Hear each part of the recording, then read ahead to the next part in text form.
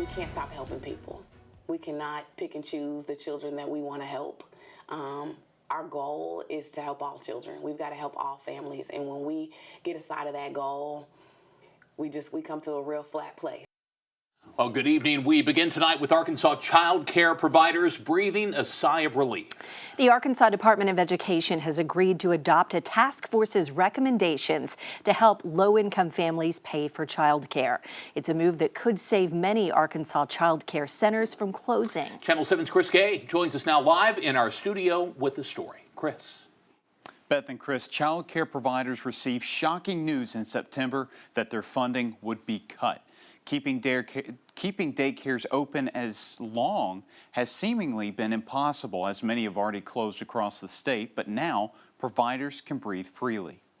We have an actual united compromise. Jody Abernathy is a part of the Early Childhood Task Force that met last week to come up with a funding plan to present to the Department of Education. We created a plan that we feel like would be fair across the board. It'll level the playing field for the families, especially those families that have multiple children. For families with multiple children, their copays will now be the same percentage of their base rates for the age of each child. According to Abernathy, if a parent is under 60% of the state's median income, they should not have to pay as high of a copay as before. The copays were exceptionally high for after-school children, and so we came to a compromise in terms of what after-school children would pay, because those children still need a place to come after school hours. The task force also proposed changes to reimbursement rates, which the Department of Education is on board with.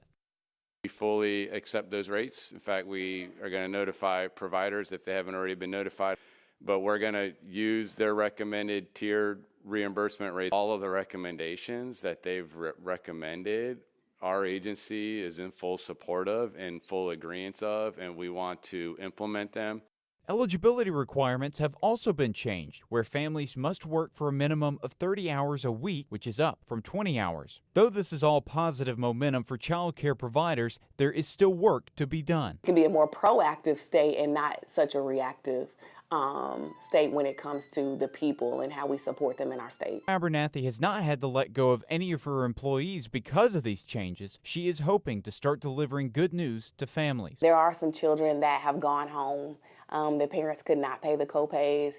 I'm hoping to be able to call them this afternoon and tell them, bring me those babies back. Though these changes have been adopted by the Department of Education, specific details are still being worked out, and adopting additional recommendations are planned for the future. On your side, I'm Chris Gay. Okay, Chris, thanks so much. Yesterday, Secretary Oliva did tell state lawmakers he expects additional funding avenues will open up once the shutdown of the federal government comes to an end.